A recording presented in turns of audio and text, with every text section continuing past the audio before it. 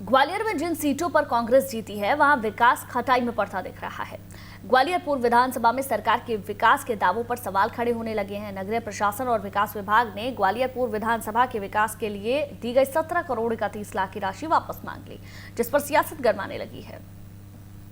अब जो पैसा और सड़कों के निर्माण की बात कही गई थी उस समय, उन सड़कों का कई सड़कों का और निर्माण कार्यों का पैसा नहीं आया है और जिनका पैसा आ गया है उनका भी वापस मंगाने का पत्र जारी किया गया है। और अगर ये स्थिति बनती है तो आने वाले समय में जनता को लेकर सड़कों पर उतरेंगे और सड़कों पर इसका जवाब दिया जाएगा और जगह जगह आंदोलन, धरने, प्रदर्शन के माध्यम से सरकार को जगाने का काम जनता के माध्यम से किया जाएगा। ये नाराज शख्स एक विधायक है और इस नाराजगी की वजह ये चिट्ठी है जो नगरीय प्रशासन की तरफ से ग्वालियर पूर्व विधायक सतीश सिकरवार को भेजी गई। अब इस चिट्ठी में आखिर ऐसा क्या है कि विधायक जी सड़क पर उतरने और प्रदर्शन करने की धमकी दे रहे हैं? तो दरअसल चुनाव से पहले ग्वालियर पूर्व विधानसभा में सीएम शिवराज सिंह चौहान ने कई विकास कार्यों के भूमि पूजन और शिलान्यास किए थे।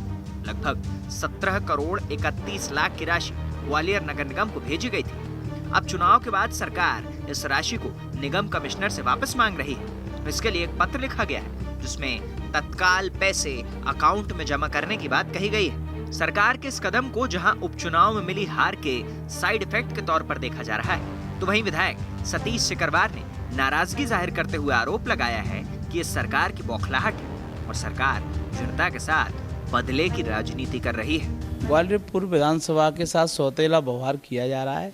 इसलिए किया जा रहा है कि जनता ने यहाँ से कांग्रेस पार्टी को विजयश्री दिलाई है और भारतीय जनता पार्टी को मुँह की खिलाई है और इसलिए बौखलाहट में ये कार्य किया जा रहा है और जनता इसको अब सड़कों पर उतरकर कांग्रेस पार्टी के साथ मिलकर भारतीय जनता पार्टी की सरकार के मुखिया को और सरकार को सबक सिखाने का काम करेगी। बता दें कि सतीश सिकरवार ने बीजेपी के मुन्ना लाल गोयल को हराया था।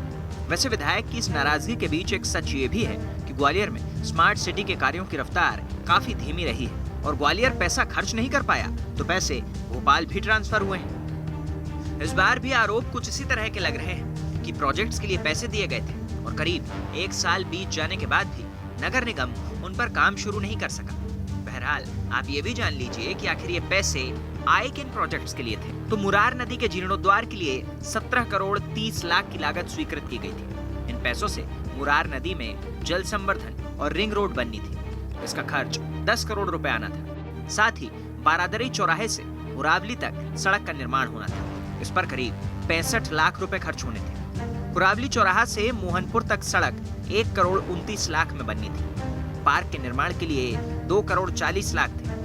सीसी रोड और पुलिया निर्माण के लिए 2 करोड़ 30 लाख की राशि स्वीकृत की गई थी। शमशान घाटों के जीर्णोद्वार पर 95 लाख 94 हजार रुपए खर्च होने थे, लेकिन अब ये सारे कार्य शुरू होने से पहले ही ठप हो गए। शासन ने निगम को पत्र लिखकर तत्काल अपने 17 करोड़ 30 लाख रुपए वापस बैंक खाते में जमा कराने के आदेश दिए हैं, जिसे लेकर अब सियासत तेज हो गई है।